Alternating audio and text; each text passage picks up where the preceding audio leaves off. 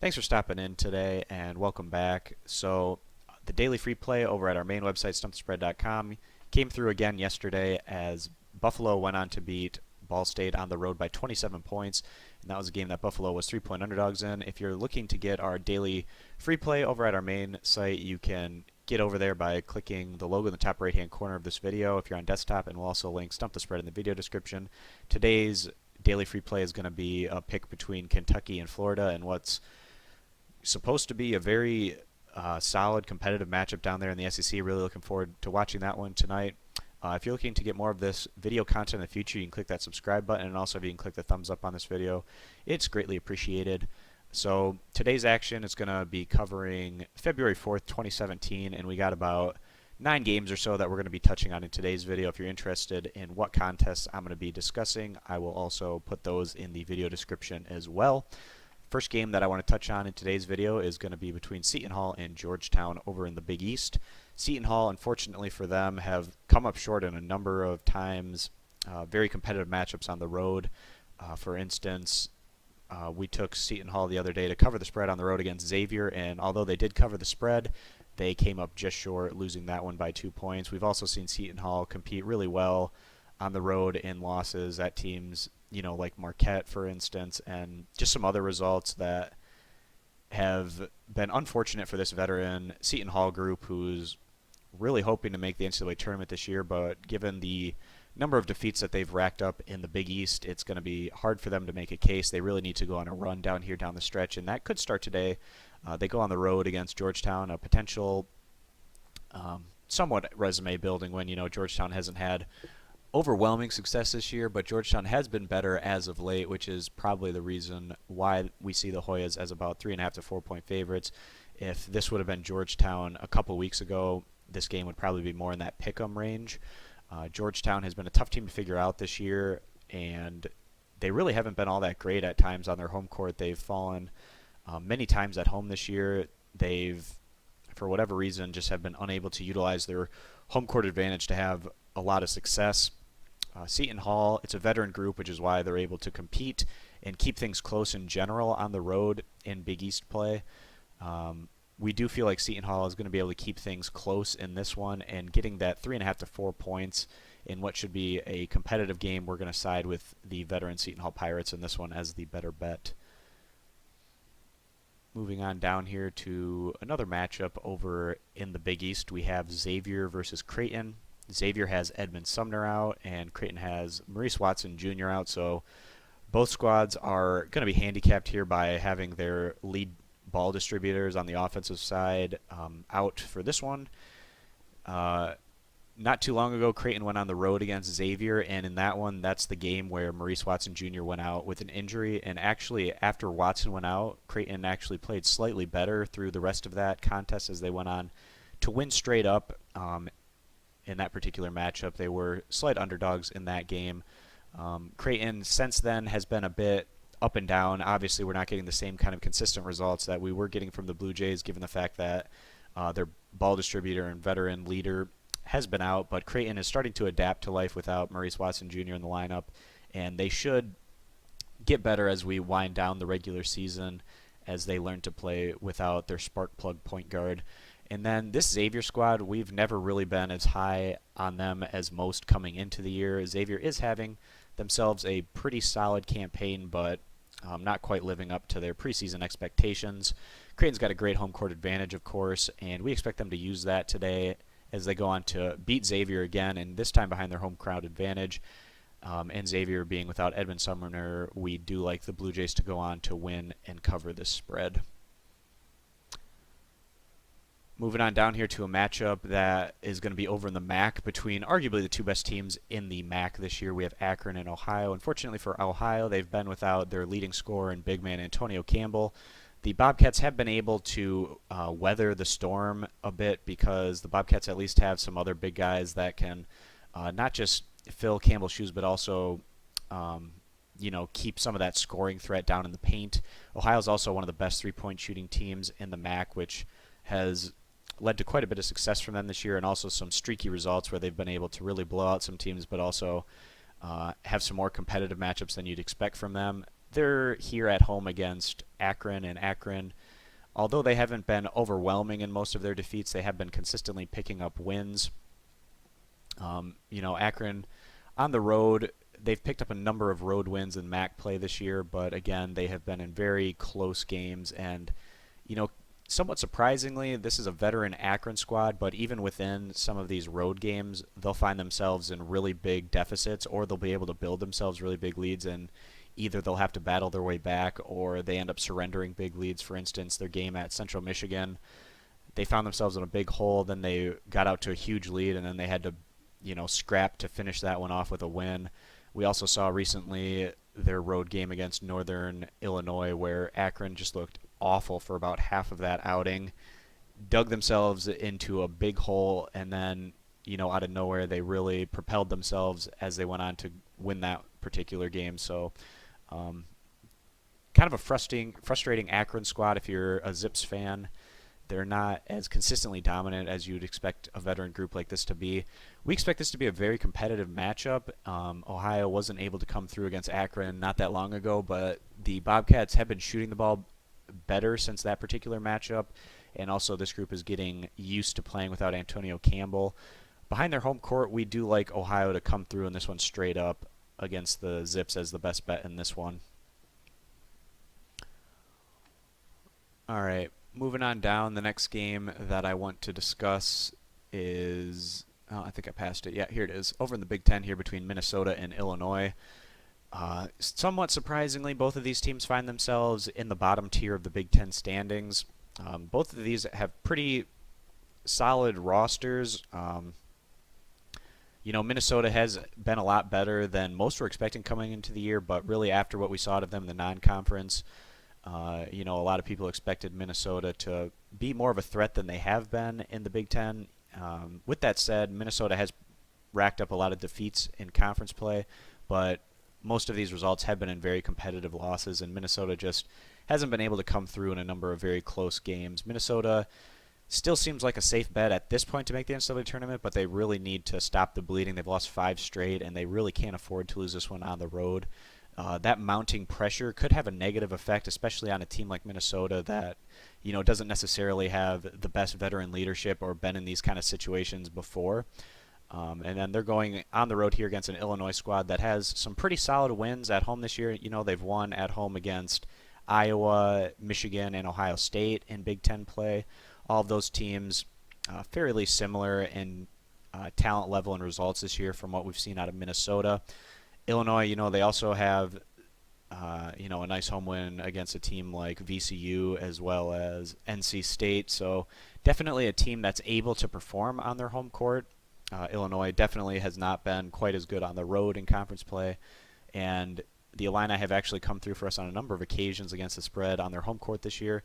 We do think that Minnesota should be able to take advantage of the current mental state of this Minnesota squad as they go on to win and cover this very small spread here at home. All right, moving on down here, the next game I want to talk about is between Utah and Stanford over in the Pac-12. Utah wasn't necessarily putting up the greatest results through the first couple of months of the regular season, but this squad, once they got healthy, they've really been able to turn on the afterburners, and all of a sudden the Utes have become quite a significant threat in the Pac-12 over the past 2 or 3 weeks.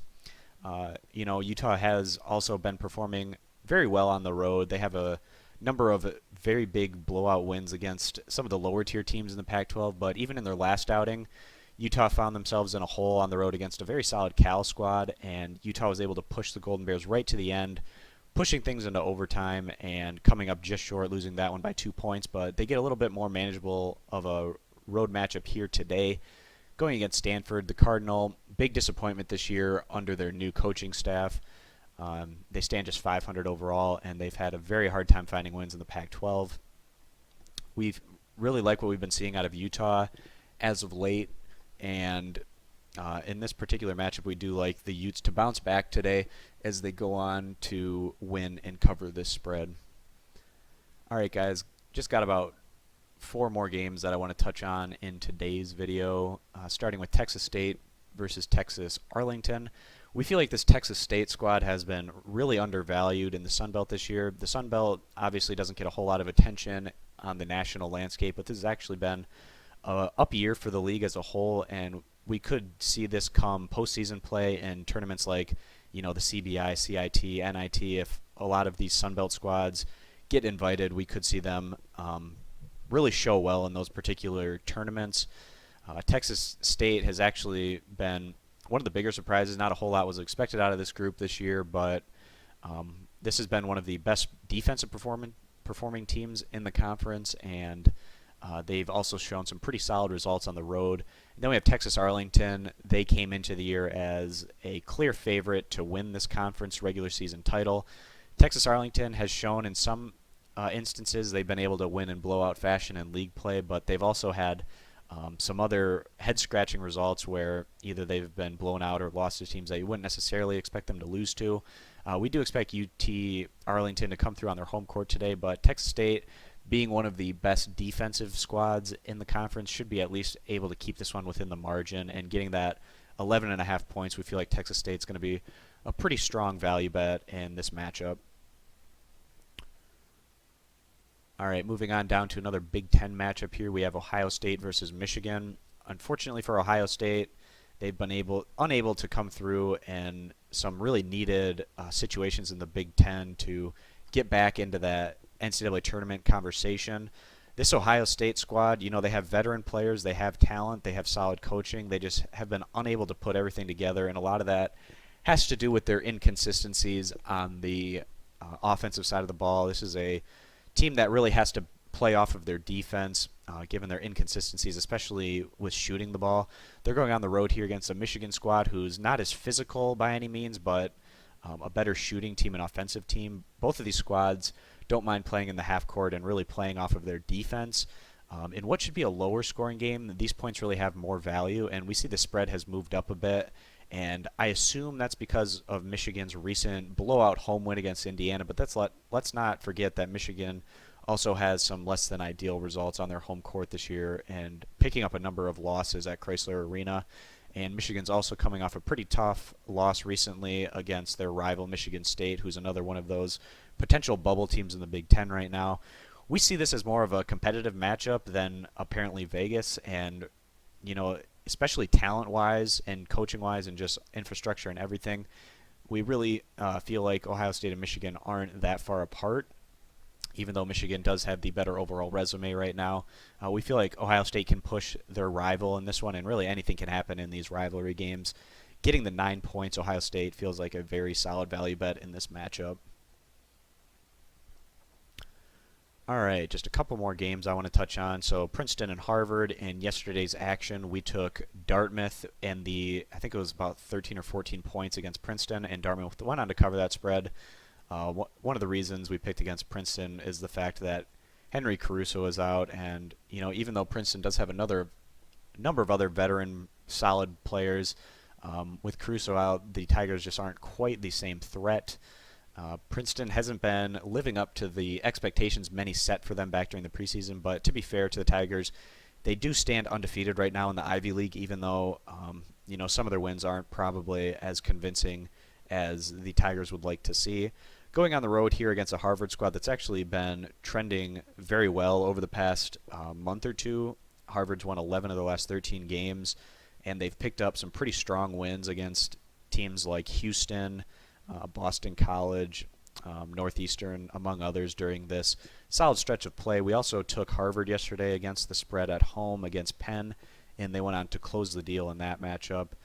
This is a Harvard team that's looking to even themselves up with Princeton over there in the Ivy League standings. Harvard's got a solid home court advantage, and this is going to be a back-to-back home situation for Harvard, while Princeton's doing the back-to-back road over the course of 2 days, which it can be pretty difficult.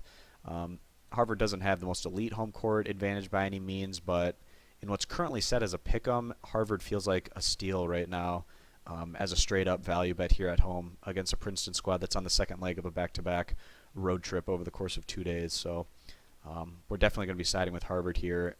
I wouldn't be surprised to see this switch more towards Harvard being 1 or 2 or maybe 3 point favorites when this is all said and done, but right now at a pick 'em, pretty strong value bet there. And then the last game I want to touch on is quite far down the list here. Fort Wayne versus Denver.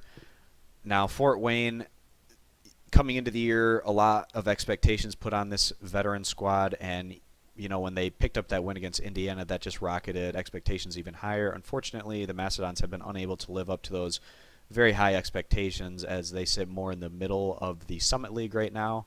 The Summit League as a whole is a pretty undervalued league. They have a lot of quality teams in the conference this year. In their last outing, Fort Wayne was able to pick up a win on the road against Oral Roberts in what was a very competitive game. In contrast, Denver's last matchup was also on the road against Oral Roberts, and Denver went on to pick up that win in blowout fashion, winning by over 20 points. Earlier in the conference slate, Denver went on the road to Fort Wayne and came up just short. That was a very close game. Fort Wayne went on to win it 87-83. But Denver gets the home court advantage this time, and also Fort Wayne going back-to-back on the road, especially in this conference where you have to travel quite a long ways with some of these games, can have an effect. Denver has shown progress throughout the regular season, not necessarily showing the best results at times back in the earlier part of the campaign, but this is definitely a team to look out for come March in the Summit League tournament. Behind their home court advantage, we feel like Denver is a pretty solid value bet here, giving the 2 points, especially considering that Denver has been very successful on their home court in conference play. So Denver giving the 2 points is going to be our bet in this particular matchup against the spread. And that's going to wrap up the games that I wanted to touch on for today's video. Again, if you're interested in getting our daily free play, and today's pick's going to be the matchup between Kentucky and Florida, you can head on over to our main website, stumpthespread.com, by clicking the logo in the top right-hand corner of this video if you're on desktop, and we'll also link Stump the Spread in the video description. As well, if you're interested in getting more of this pick content in the future, we always recommend you click that subscribe button, and if you click that thumbs up, it's greatly appreciated and helps us out. That's pretty much going to wrap up what we wanted to cover in today's video. So thanks, guys, for watching again and stopping in, and we'll see you in the next college basketball video. Bye.